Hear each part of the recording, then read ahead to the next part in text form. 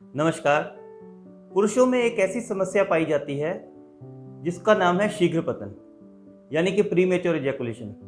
ये एक ऐसी प्रॉब्लम है कि जो 70% से ज़्यादा पुरुषों को कभी ना कभी फेस करनी पड़ती है और इसका अगर सही तरीके से इलाज किया जाए तो ये जड़ से ख़त्म हो सकती है। लेकिन प्रॉब्लम क्या है कि हम लोग गुप्त रोगों के बारे में आपस में डिस्कस नहीं करते, किसी को बताते नहीं हैं, शर्माते हैं, इसलिए इसका सही तरीके से इलाज नहीं हो पाता और ये समस्या इतनी बढ़ जाती है, कई बार रिश्तों में कड़वाहट आनी शुरू हो जाती है और कई रिश्ते टूट भी जाते हैं क्योंकि आपका पार्टनर जो है वो अच्छे से सेटिस्फाई नहीं हो पाता।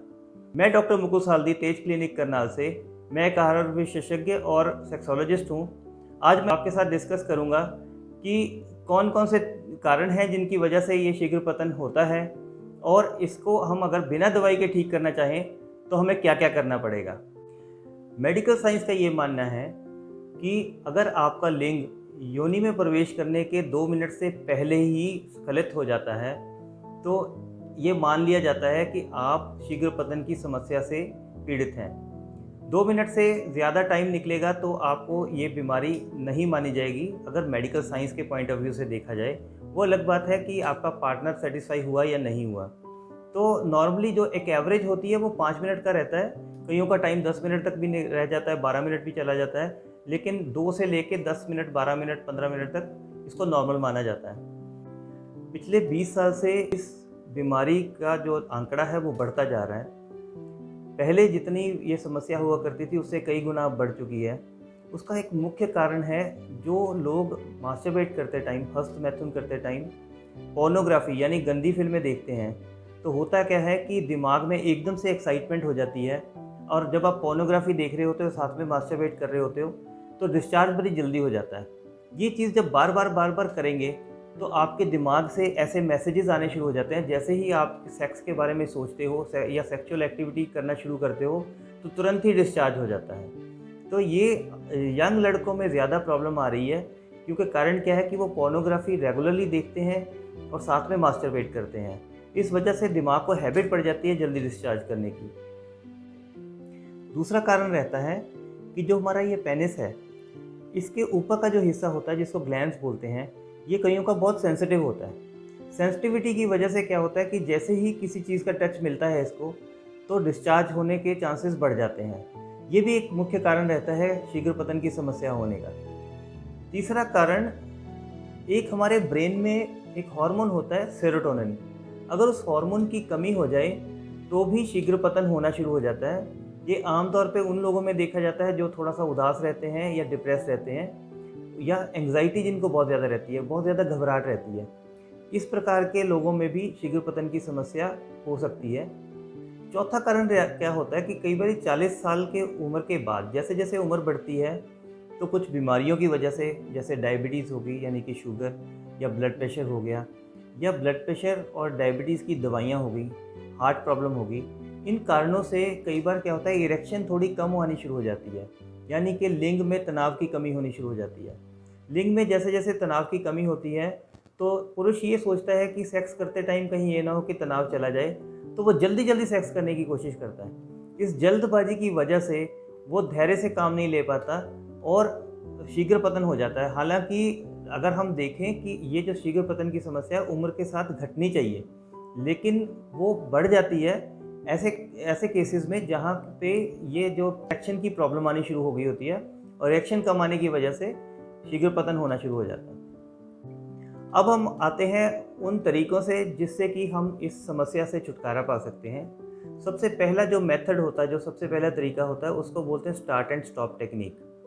ये आप हस्तमैथुन करते टाइम भी सीख सकते हैं और सेक्स करते टाइम भी सीख सकते हैं, लेकिन इसमें सबसे पहले आपको अपने पार्टनर को कॉन्फिडेंस में लेना होगा।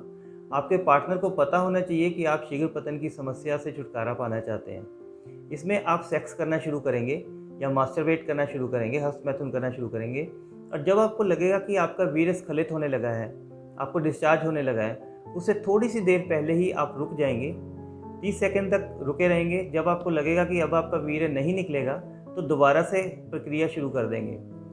ये जो तरीका है इसमें आप एकदम से हो सकता है कि आप सक्सेसफुल ना हो पाओ। शुरू में क्या होता है कि शुरू में कई बार आप रोकते तो हैं लेकिन वीर्य फिर भी निकल जाता है। लेकिन आप धीरे धीरे अगर इस चीज़ को प्रैक्टिस करते रहेंगे तो आपको इस चीज़ की प्रैक्टिस हो जाएगी कि आप जैसे ही आप रुकेंगे तो आपका वीर्य नहीं निकलेगा और आप दोबारा से सेक्स को चालू कर सकते हैं।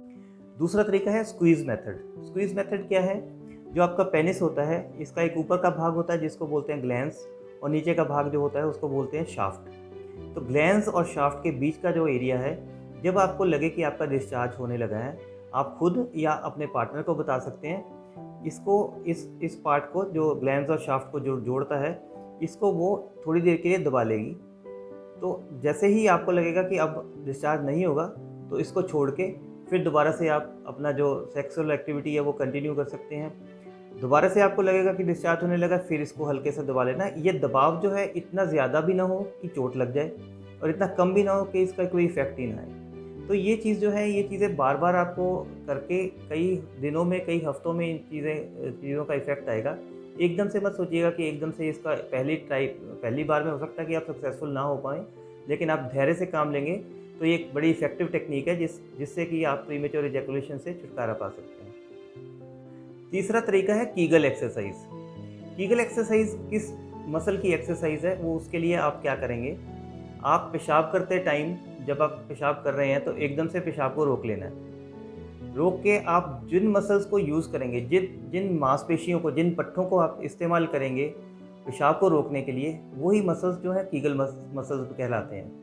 इन मसल्स को आपने एक बार आइडेंटिफाई कर लिया, आपको समझ में आ गया कि कौन से मसल्स हैं, उनको फिर आपने क्या करना है, ये जो पेशाब रोकने वाला तरीका है वो शुरू में 1-2 बार आप पेशाब रोक के देखेंगे। जब आपको पता लग जाएगा कि ये वाले मसल्स हैं जिनको हमने संकुचित करना है, जिनको हमने टाइट कर लेना है, तो उसके बाद आपको दोबारा पेशाब नहीं रोकना। जब पेशाब कर लिया हो तब आप इसको एक्सरसाइज को करेंगे। करना क्या है कि वही मसल्स जो हम पेशाब रोकने के लिए इस्तेमाल करते हैं, उनको आपने 3 सेकंड के लिए टाइट कर लेना है। उसके बाद 3 सेकंड के लिए रिलैक्स कर देना है, फिर 3 सेकंड के लिए टाइट कर देना है। इस प्रकार आप 10 बार करोगे और ये दिन में 2 से 3 बार करोगे। तो धीरे धीरे वो टाइम बढ़ाते जाएंगे। जैसे पहले 3 सेकंड के लिए आपने टाइट किया, उसके बाद आप 4 सेकंड के लिए टाइट करेंगे, फिर 5 सेकंड के लिए टाइट करेंगे, 10 सेकंड तक पहुंच जाएंगे धीरे धीरे कई दिनों में। इस टेक्निक का भी जो इफ़ेक्ट है वो कम से कम 6 से 8 हफ्ते में आना शुरू होता है। और ये एक्सरसाइज उसी तरीके से जैसे हम जिम में किसी और मसल को एक्सरसाइज करते हैं, उसी तरीके से इसको भी स्ट्रॉन्ग करने के लिए, जैसे जिम में कोई एक्सरसाइज करते हैं तो हमें 3 महीने लग जाते हैं एक मसल को थोड़ा सा स्ट्रेंथ मिलने में, ऐसे ही इसको भी 2 से 3 महीने आप मान के चलिए लगेंगे। लेकिन ये बहुत ही इफ़ेक्टिव टेक्निक है।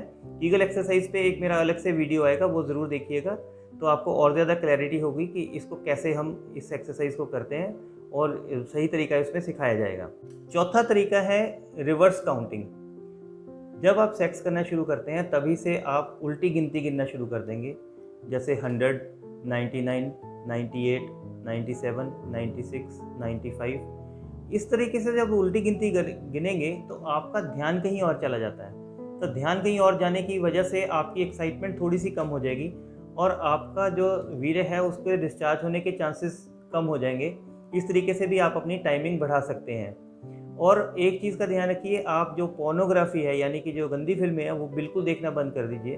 जब तक आप देखते रहेंगे ये कोई भी टेक्निक काम नहीं करेगी और इसकी जो है आपकी प्रॉब्लम बढ़ती चली जाएगी। तो आज ही से आप ये ब्लू फिल्म या गंदी फिल्में मत देखा करिए। इसके अलावा बहुत सारी अंग्रेज़ी और आयुर्वेदिक मेडिसिन्स भी आती हैं जिससे कि इस प्रॉब्लम को कंट्रोल किया जा सकता है, इसको ठीक किया जा सकता है। इंग्लिश मेडिसिन खाने से पहले आपको आयुर्वेदिक ट्रीटमेंट ज़रूर ट्राई करने चाहिए। 90% लोग आयुर्वेदिक ट्रीटमेंट से ही ठीक हो जाते हैं, लेकिन 10% ऐसे लोग होते हैं जिनको अंग्रेज़ी दवाई का भी सहारा लेना पड़ता है। वीडियो अगर आपको पसंद आया हो, आपको इन्फॉर्मेटिव लगा हो, तो लोगों के साथ, अपने दोस्तों के साथ शेयर ज़रूर कीजिए। वीडियो को लाइक कीजिए और चैनल को सब्सक्राइब करना ना भूलिए। धन्यवाद।